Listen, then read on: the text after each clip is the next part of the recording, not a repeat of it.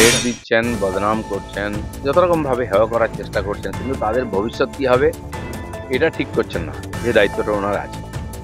এখন এই ওনারা ভেবেছিলেন যে মাস্টাররা কত আন্দোলন করবেন, তারা যেভাবে জিদ দেখিয়ে আন্দোলন করছেন, এখন সরকার চিন্তায় পড়ে গেছে যে আন্দোলন চলতে থাকে, ইলেকশনের বছর কী হবে, এতগুলো পরিবার এবং সাধারণ মানুষ এই দুর্নীতি নিয়ে খুব ক্ষুব্ধ আছে।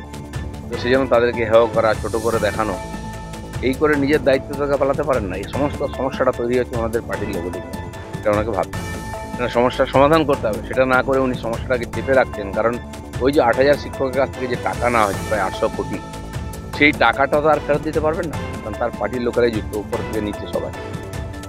এবং কি পার্থবাবু ভেতরে আছেন, আরও এতে হাত আছে। সেই জন্য ওটাকে ছোট করা, হেয় করা।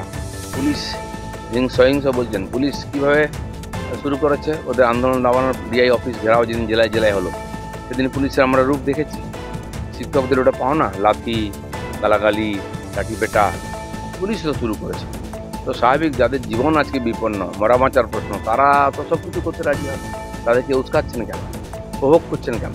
এর সম্পূর্ণ দায়িত্ব সরকার এবং পুলিশ। মমতা ব্যানার্জির বিভিন্ন আন্দোলনের ছবি আমরা দেখেছি।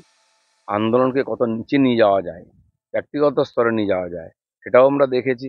আর আন্দোলন করে দেশের সম্পত্তি কী করে নষ্ট করা যায়, সেটাও দেখেছি। এবং ওই বিধানসভার যে ভাঙাভাঙি করেছেন তার জন্য ১৪ লক্ষ টাকা জরিমানাও দিয়েছেন, এটাও আমরা জানি। সেই জন্য যিনি বলেন আন্দোলন লগ্নে আমার জন্ম, তিনি আন্দোলনকে দাবাচ্ছেন জোর করে, এটা কি করে আমরা মেনে নিতে পারি? তো আপনার জন্য আন্দোলন নীতিগতভাবে ঠিক আর বাকিদের জন্য বেঠিক, এর ডবল স্ট্যান্ডার্ড হতে পারে না। না, এ তো যে কোনো নামে একটা জুড়ে দিলেই হলো।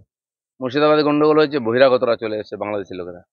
এখানে বহিরাগত, আন্দোলনে বহিরাগত। আপনি কি করছেন, বহিরাগত কি না সেটা দেখার দায়িত্ব সরকারের নয়? কে বহিরাগত ওখানে বার করুন না টেনে। যাকে পুলিশ লাথি মারছে সে কি বহিরাগত নাকি, যাকে লাঠি পেটা করছে?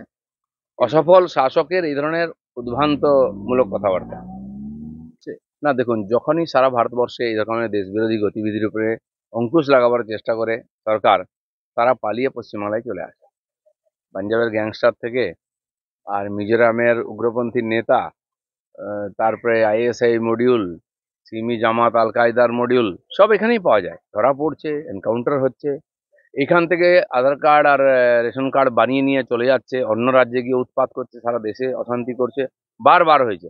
এই নূতন একটা উদাহরণ পাওয়া গেল। মানে যা কিছু দেশবিরোধী গতিবিধি হবে তার তার কিন্তু বাংলার সঙ্গে জুড়ে যাবে। কেন হয়? আমার মনে হয় এখানকার সরকার এই ধরনের দেশবিরোধী শক্তিকে শেল্টার দেয়। এখানে একটা মেসেজ দিয়ে দিচ্ছে, আমরা আছি, এসো, সবাই এখানে চলে আসছে এবং চালিয়ে যাচ্ছে, কিন্তু একসময় ধরাও পড়ছে।